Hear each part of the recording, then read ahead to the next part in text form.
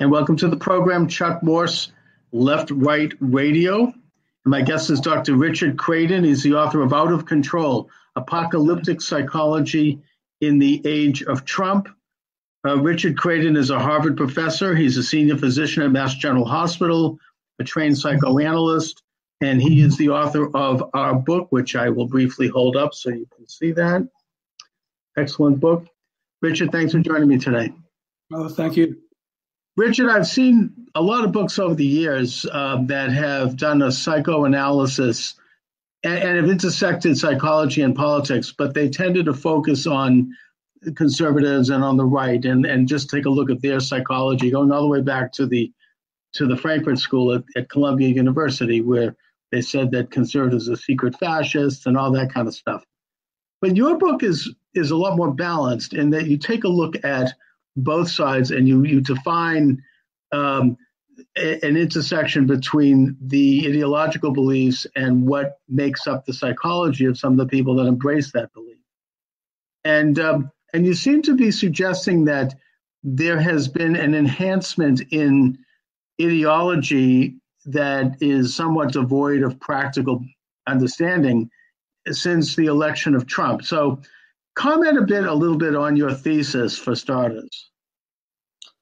Well, first, I think politics, like any other endeavor, has a psychological basis. And what I've been struck by over the last several decades, actually, is a kind of change in the mindset institutionally in various places, where I think there's developed an increase in intolerance for the expression of ideas. And so there appears to be an almost obsessional focus that wants to expunge certain ideas from the marketplace. And that's been exacerbated, certainly made much worse, I think, since the election of Donald Trump.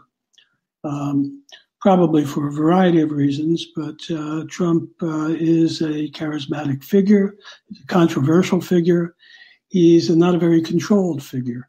And I think one of the things that you see on the left is a great desire to control what's going on in the environment. And then Trump just flies in the face of that mindset.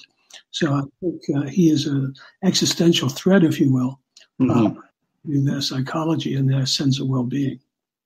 No, I think that's a brilliant insight in terms of this, desire, I would suggest more on the left than the right to want to control a situation politically, and that would dovetail to perhaps the internalization of that personally by people. And I've noticed also the increased, rancor. When I started doing this, I started at Tufts University doing a radio show back in the late 90s, and I'm on the right, but I had a lot of liberals on my show, including Professor Noam Chomsky and many others.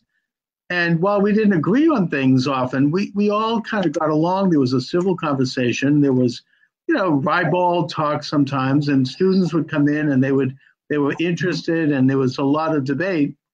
And then recently, like Rumpelstiltskin, I went back to Tufts and got a show right after the election of Trump. And the atmosphere was like night and day. There was the students were afraid to talk to me. Liberal guests would not come on with me. They wouldn't return my calls. And these are people that know me. And then eventually the anti-bias police reported me and warned me that I would lose the show. And because some student was triggered by something I'd said. And I'm very careful to talk in loco parentis. I know it's not AM radio. I don't do that. But the result was that they moved the show to 3:00 in the morning. So I just left. But the atmosphere has become, as you say, extremely intolerant, extremely controlled. There's this desire to totally control the debate, and that anyone who deviates from the sort of the received wisdom is called these very damaging names and reported. Well, I think one of the was a psychoanalyst many years ago who was informed by one of my supervisors was to beware of nice people.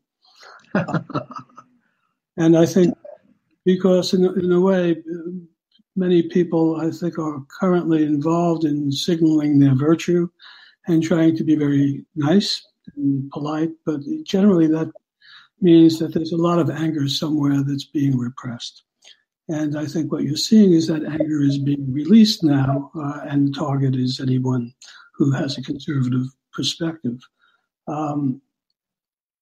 So the whole political correctness movement, the whole idea of expunging speech, making places safe, this concept of microaggressions, these are all obsessional tactics that I think are meant obviously to control others, and ultimately I think to scapegoat them and remove them from the marketplace of ideas. If they had their way, I think that is what they would do. And I think that this idea of control is really a great insight, because I think it's always been there, but it's becoming hyper active in these times because of the election of Trump, and because, I mean, Trump is definitely an unpredictable character, but I also think that in many ways he's a revolutionary figure, in that he is threatening to dismantle the whole liberal edifice, going all the way back to Wilson and Teddy Roosevelt. I mean, he's really brought into question, 100 years of the gradual growth of the superstate in this country. And if you look at his inaugural, it's amazing. Returning, now whether he'll do this or not, that's another question. But he represents this. I mean, the idea is that this is what made him win, I think. And that, the idea of putting America first, these things drive liberals crazy. I mean, but they're basic common sense things that even liberals have intoned over the years. But in the case of Trump, he actually seems to mean it. And it's a big threat, I think, politically. And I think the reaction is this kind of hyper controlling aspect that is coming very much out to the fore.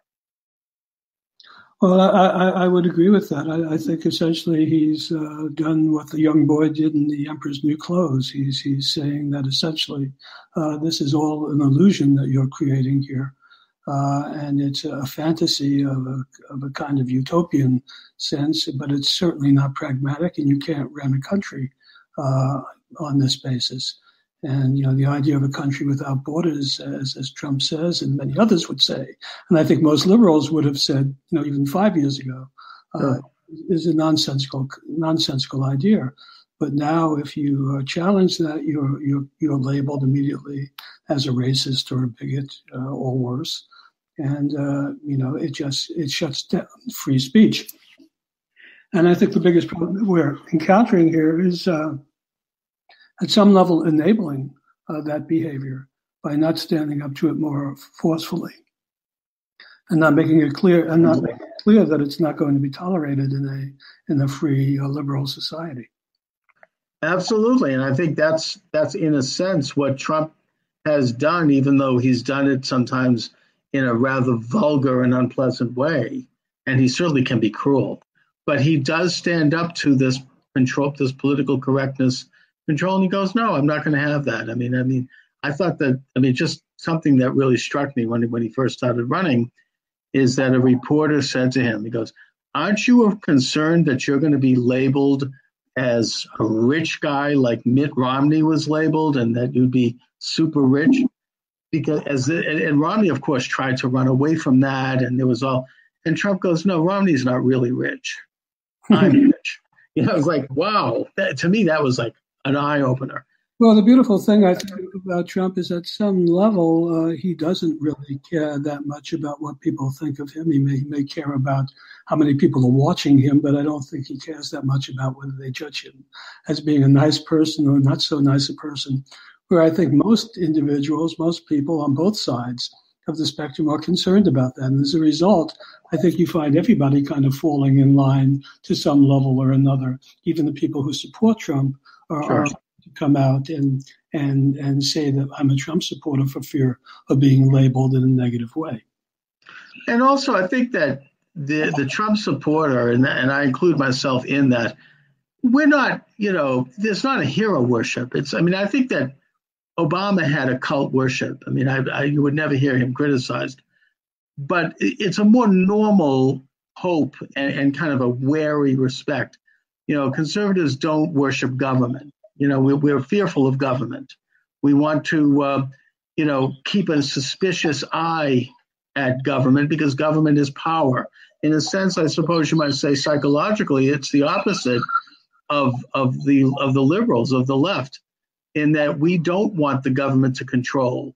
We want to have the maximum amount of control to the extent it's natural over our own lives and destiny. We don't want, we want the government to protect that, but we don't look to government and we don't look to government figures. You very rarely see like a conservative treated with this kind of iconic worship that you'd see somebody like an Obama or the Clintons.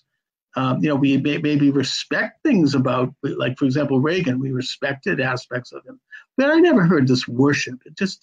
It's not part of the conservative mind. It's not the way conservatives look at the world. Well, I think that's true. I think there's an idealization that goes along with this whole obsessional mindset. It's part of what they're looking at kind of globally. But I think what's interesting to me is how much emphasis they put on process and style as opposed to actual accomplishment.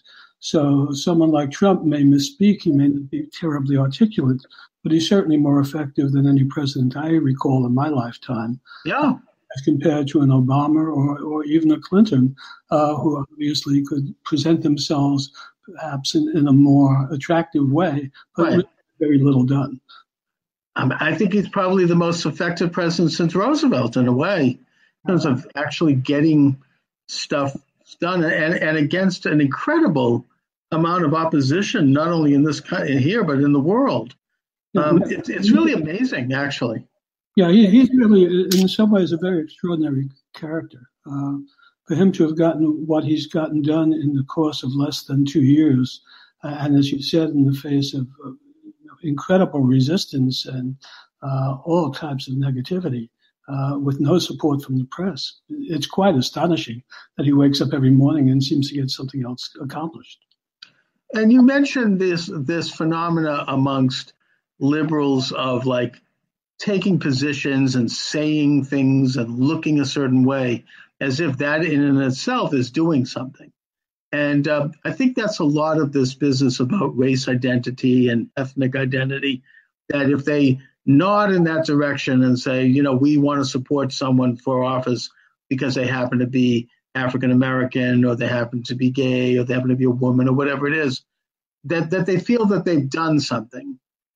Whereas it's a lot of it is just it's visual, it's an image. Whereas I think with Trump, he actually is doing things to improve race relations in the real sense.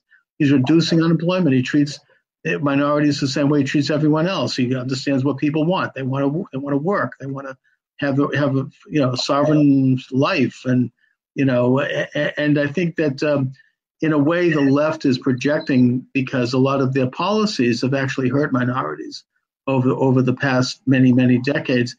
And it's something that they would never, ever address, even though it can be demonstrated very easily. So this whole attack on not just President Trump, but on anyone who would dare to support him as having something against minorities, it's so divisive and it's so damaging to the delicate fabric that this country has anyway with race relations. And so self-serving that I just, and it didn't work for them with Trump, and yet they seem to be ramping it up more than ever. Well, I mean, it works for at least half the country, and I would suggest it actually works for more than half the country in many respects.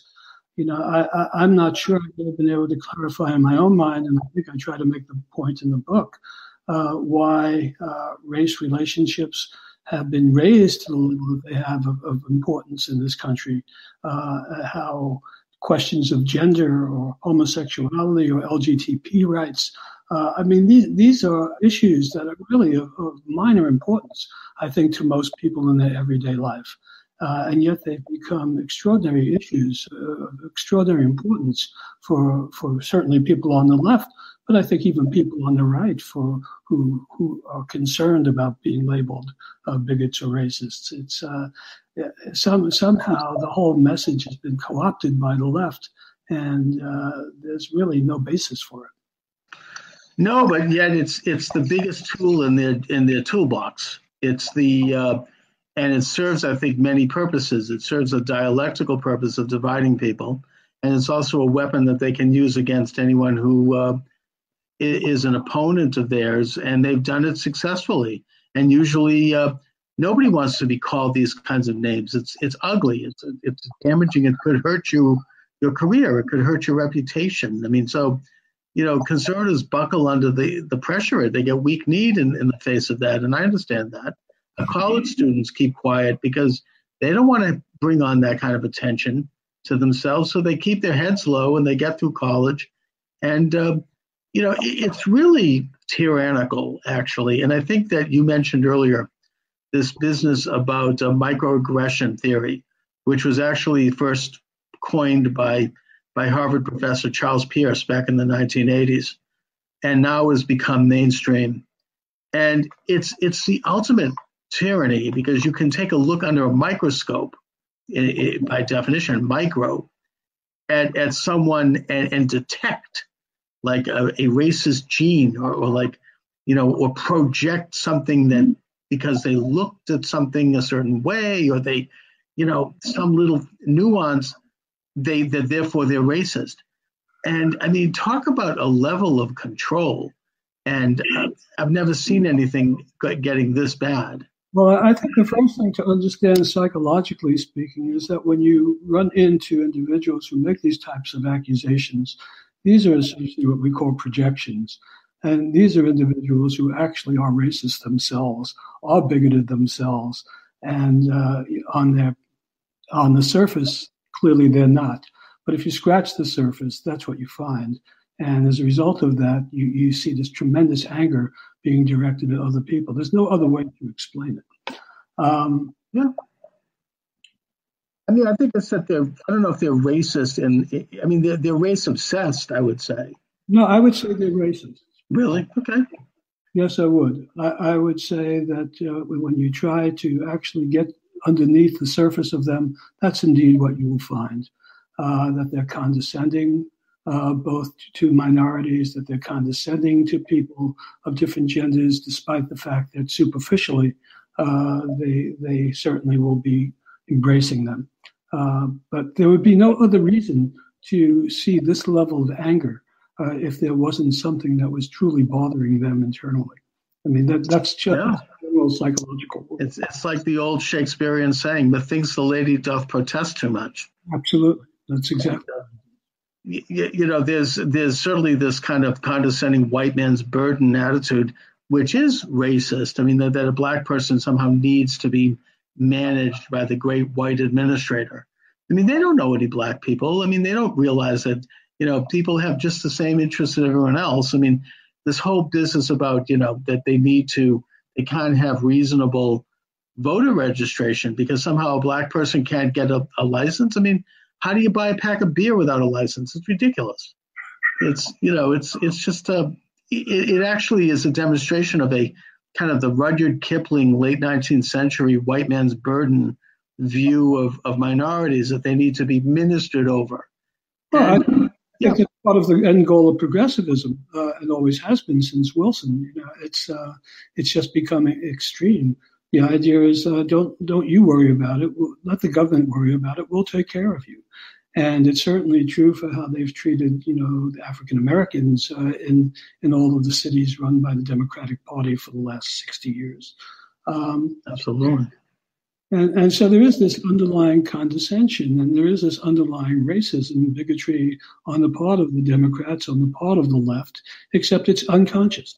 And as a result, it gets projected onto conservative figures with a vengeance. And and it's it's a classic example, as you say, of Freudian projection. That rather than look at myself, I'm going to project the negative qualities of myself on my perceived opponent. And I think that when, in a sense, I've heard, I don't know if you've ever heard Jeff Kuhner, the talk show host on WRKO in Boston. His parents grew up in a communist country. He says that something they always told him is that when the country, whatever they were screaming the loudest about, was what they were doing. Well, sure. Look at this whole Russian collusion. I mean, it's a wonderful example. I see very little, if any, evidence that there was any Russian collusion on the part of the Trump campaign. But there certainly seems to be an abundance of evidence that Hillary Clinton was involved in colluding with Russia to get this particular dossier. So, I mean, it's just nonsense at some level. And my message is really that to the extent that it's possible, conservatives should really begin to pay little attention to what these people are labeling you as, because they're just talking about themselves. I think that's a brilliant observation. And the other thing that I find quite ironic about this so-called Russia-Trump thing is that wasn't this what they were squawking about in the 1940s and 50s when they were real Russian colluders in the government? I mean, and as somebody that investigated that, people like Alger Hiss, I mean, these people were working with Stalin, and all of a sudden you can't talk about that. But that's another subject for another day. But it's just an interesting kind of a reversal of they're doing the same thing they accused conservatives of doing, and by the way, good liberals too back then, when they were concerned about Russian infiltration of the government. Well, yes. I mean, up until very recently, the Democratic Party and the left has always been a strong supporter, or at least more tolerant of what's going on in Russia than anyone on the right has ever been. That's but true. The tables have turned. And again, I think it's difficult to sort out. I think this is taking place at two different levels. I mean, there is a level that's purely political, and it's purely being driven by power. And people in Congress, in the Democratic Party, I think at this point would say virtually anything that they needed to regain power. But for the rest of the population, it's a different story. And it's, there are individuals who are being indoctrinated in the schools in a certain, to a certain mindset. They're hearing it constantly on social media. They're hearing it constantly in the mainstream media. So it's very difficult for them to sort out what is real and what is not.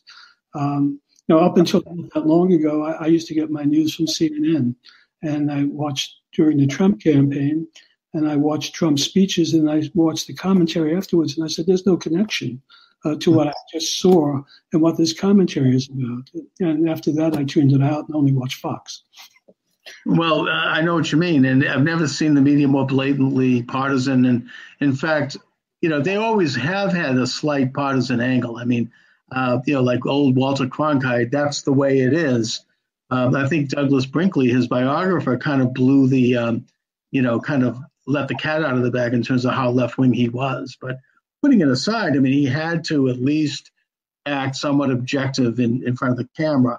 Now they're just, hey, this is what we're going to do. And they're talking in a way, you talk psychological stuff. It's this constant drumbeat of trivialities day after day. The other day I was tuned into MSNBC just at different moments throughout the day and the night just to see what they were talking about. And they were talking about the same thing, which was a non-story, whether President Trump, 10 years ago, had signed an agreement to ask a woman he'd had an affair with to be quiet. Mm-hmm. And it's like, this isn't really something that belongs in the major media. That maybe is okay for the gossip columns. But to be talking about this all day and constantly mentioning it, and today too is the same thing.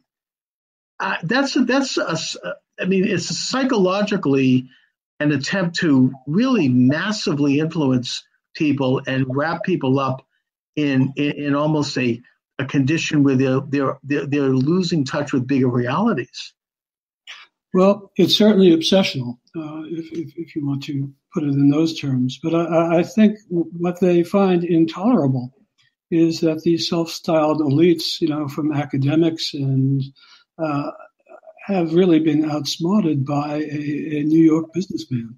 And no matter what they do, it seems to roll off his back or just bounce off of him. And he just keeps going out every day and accomplishing more and more. And I think it just makes them feel extremely insecure and really piques their narcissism and their anger about it. Okay, my guest is Richard Kradin. The book is Out of Control. He's the author. Apocalyptic Psychology in the Age of Trump. I just want to again let people see this. It's excellent. I cannot recommend it more highly. Richard, as we approach the midterm elections, I already can sense that things are going to get uglier and nastier. Now they're like, attacking Trump cabinet members when they're at restaurants. I just read that they vandalized Betsy DeVos's yacht. They smashed Trump's star on the Hollywood Walk of Fame. I would almost expect that we might see violence. And, you had Cory Booker get up in the U.S. Senate and refer to Supreme Court nominee Brett Kavanaugh as evil and this kind of overwrought activity. What do you see coming down the pike in terms of the next couple of months as we move toward the midterm elections?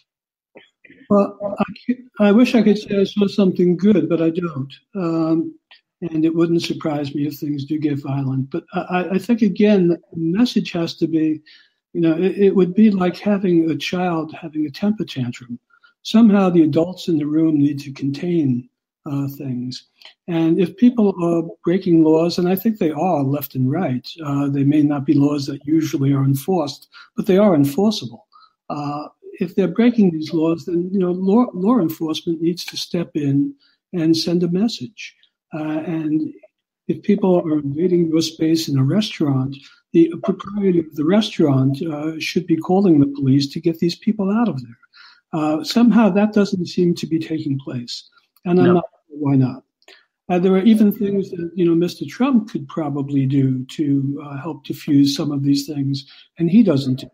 So. Right. I'm not quite sure why things are being allowed to foment to this level where it is going to erupt into some form of violence. But that seems to be what everybody unconsciously seems to want to see happen. Well, if they really keep pushing the envelope, they're going to, I think, ultimately shoot themselves in the foot because the average Americans who are neither left or right, who are just they're just generally interested in the welfare of their country and of their lives. They're going to see it. They're going to see this for what it is, and it's going to turn them off. At least that's my hope. I don't know, but that's what I hope is coming down.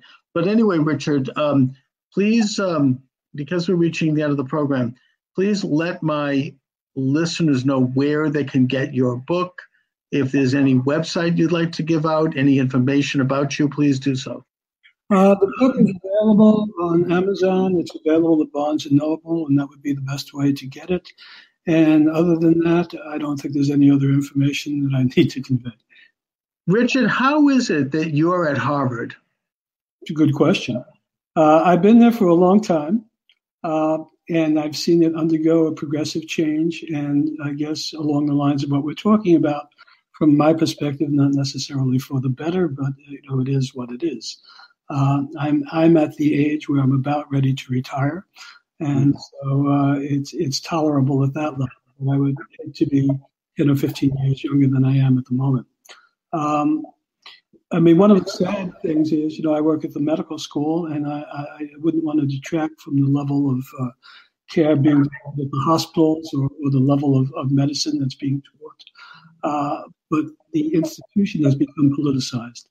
And a hospital, for instance, where I work at Mass General, in the past, not a political institution. It was a place where doctors of many different opinions practiced medicine, and everyone was entitled to their personal views. It's not that way anymore. It's become a politically correct institution, like so many academic institutions. It's an extension of Harvard. And so free speech at the institution is not what it used to be. Yeah, and this whole the business of Trump's success has really triggered a lot of people. I actually had a therapist who told me that he would not see me anymore after Trump won. And he was completely unglued over it. Well, that's really very sad. I'm in the midst of writing a book at the moment that has to do with just this issue and the practice of psychotherapy, because morality is a big issue in psychotherapy. And the psychotherapy community is pretty homogeneous and oriented toward conservative voices in psychotherapy. Right. But, it's troublesome. I've seen, for instance, patients over the course of my career who are transsexuals. In the past, they were rightly labeled, I believe, as being severely mentally disturbed, essentially quasi-psychotic. And now it's become an accepted norm, or even something that's touted as a positivity.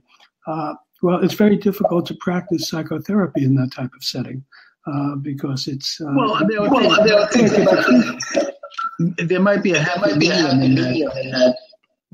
What if somebody comes to a therapist and says, I'm struggling with some of these issues, and I want to talk it through? Does the therapist say, that's too bad, that's who you are? No, I don't think so. I think you get to talk it through, but you don't normalize it. There are some things that are still out of the norm and need to be considered such in order to talk it through in a therapeutic manner. But that's no longer the mainstream of thought in the community. So it really raises major questions about morality and what's normal in the society. Well, it sounds like therapy has become politicized. It has become politicized, very much so. That's too bad. All right, Richard, thanks so much for joining me. Thank you. It's a pleasure. Thank you very much.